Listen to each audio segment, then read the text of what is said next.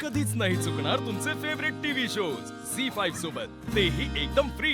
बाबा तुम्ही लहानपणी जे शिकवलं ना आम्हाला ते मी आयुष्यभर लक्षात ठेवणार आहे। बोललं की प्रश्न सुटतात, तुम्हीच म्हणता ना। मग आता गप्प का आहात तुम्ही? का बोलत नाहीत माझ्याशी? बाबा आपण बोलूया ना, आपण सगळे मिळून प्रश्न सोडवूया। तुम्हाला राग आला ना माझा, तुम्ही रागवा, ओरडा, मला तुमचा हक्क आहे तो। आपण सगळे मिळून हा प्रश्न सोडवूया। तुम्ही काही करा बाबा, पण प्लीज असा आबोला नका धरू।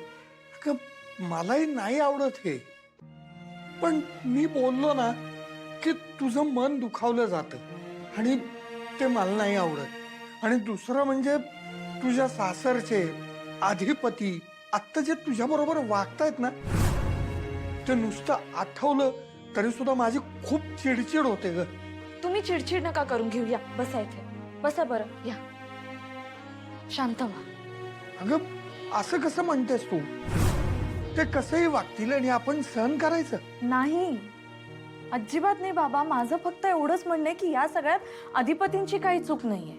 हे बघ, त्यांचा विषय निघाला ना की तू त्यांची वकिली करायला लागतेस आणि मग माझी आणखीन चिडचिड होते।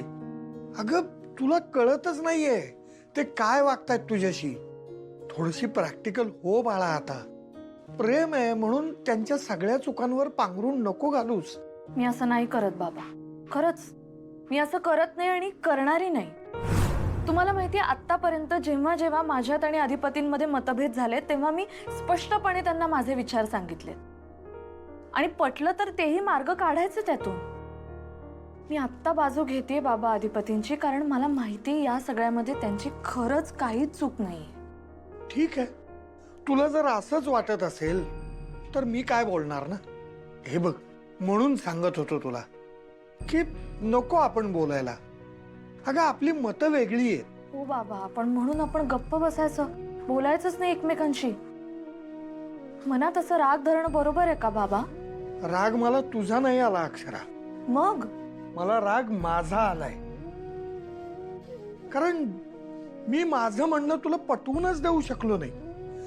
अगं मी कितीही जरी सांगितलं तरी तुला ते पटतच नाहीये, कारण तुझ्या मनानेच ठरवलंय की हे पटवून घ्यायचंच नाहीये। हे बघ, तुला माझं म्हणणं पटणार नाही हे मला कळून चुकलंय, त्यामुळं माझी जास्त चिडचिड होते। बाबा हे बघा, एक वडील म्हणून तुम्हाला माझी काळजी वाटते आणि म्हणून तुम्ही हे सगळं बोलताय, हे मी समजू शकते, हे पटतंय मला। पण थोडा वेळ जाऊ द्या, वेळ गेला ना की तुम्हाला पटेल मी जे म्हणत होते ते बरोबर होतं। की तुला कधीतरी पटेल की माझं म्हणणं बरोबर होतं। नाही बाबा, तुम्ही म्हणताय ते बरोबर असू नये अशीच प्रार्थना करेन मी देवाकडे। आणि जर चुकून तसं काही झालंच तर मग मी तुमच्या सोबत असेन बाबा। मी तुम्हाला शब्द देते, तेव्हा मी तुमच्याविषयी मनात राग धरणार नाही। तसा तुम्ही आता माझ्याविषयी मनात राग ठेवू नका बाबा। बाबा प्लीज, आज होळीचा दिवस आहे, सणवार आहे आपल्या घरामध्ये, आता तरी चिडून बोलू नका माझ्याशी।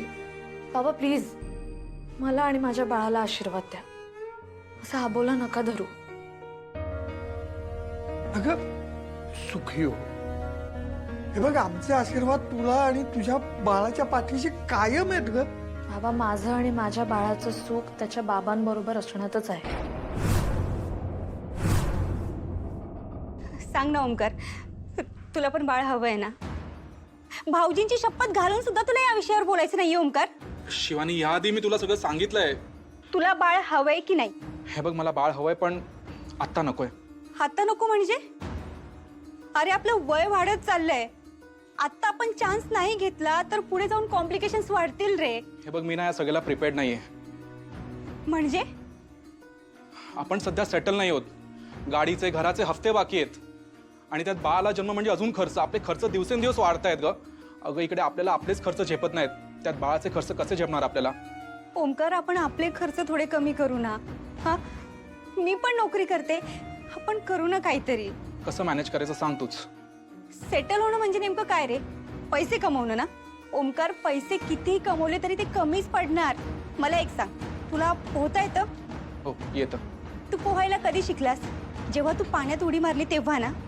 अरे हे सुद्धा असंच आहे, आपण आधी उडी तर मारूयात ना ओमकार, नंतर येईल आपोआप पोहता आपल्याला। हे बघ, हे फिलॉसॉफी म्हणून ठीक आहे, कळलं का? वास्तवाचा विचार कर तू। मी वास्तवाचाच विचार करते ओमकार। एखाद्या बाईला जेव्हा मूल होत नाही ना तेव्हा लोक तिच्याकडे कुठल्या नजरेनं बघतात हे तुम्हा पुरुषांना कधीच कळणार नाही. सगळे नातेवाईक सारखा हाच प्रश्न विचारतात, मूल कधी होणार आहे, मूल कधी होणार आहे. त्यांना उत्तर द्यायचं टाळायचं म्हणून मी कुठल्या फंक्शनला सुद्धा जात नाही ओमकार. बरं, आपल्यात काही प्रॉब्लेम असता तर गोष्ट वेगळी होती, पण आपल्यात सगळं व्यवस्थित आहे आणि तरीही आपण या गोष्टीला दुर्लक्ष करतोय. मला याचं वाईट वाटतंय. ओमकार, मला आई होण्याची भावना अनुभवायची आहे रे. शिवानी, तुझं सगळं मला मान्य आहे, पण जोपर्यंत आपलं सेव्हिंगचं टार्गेट पूर्ण होत नाही ना तोपर्यंत आपण बाळाचा विचार नको करायला. हे बघ, मलाही वाटतं बाबा बाबा, पण झालेलं बाळ नंतर असं नको म्हणायला की माझ्या बाबांनी माझ्यासाठी काहीच केलं नाही.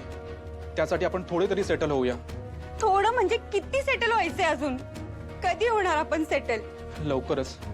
आणि तू मला जी अधिपतीची शपथ देतेस ना, अगं तो सेटल आहे त्याच्या लाईफमध्ये, त्याला कसलीच कमी नाहीये, तरी पण तो बाळाचा विचार करत नाहीये. मग आपण कशाला घाई करतोय?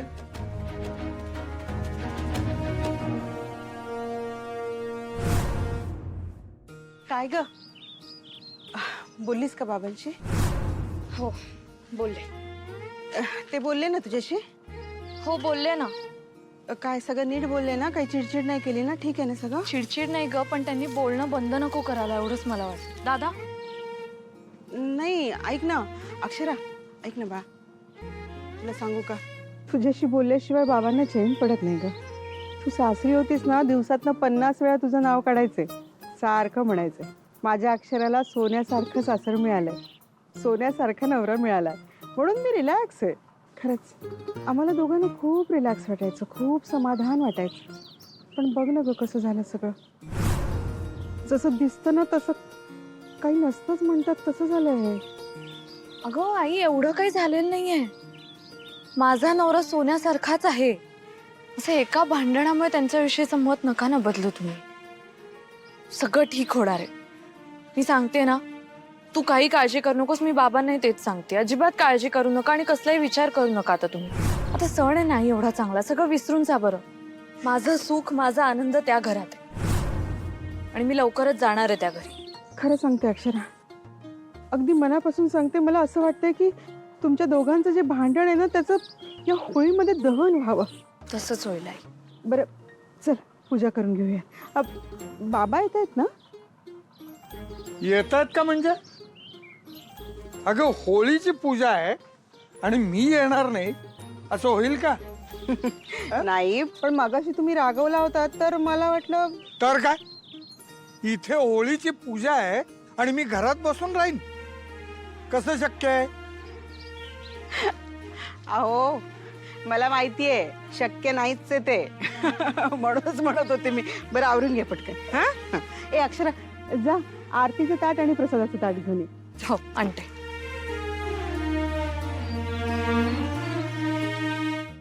झी 5 ॲप डाउनलोड करा आणि पहा सर्व एपिसोड्स एकदम फ्री.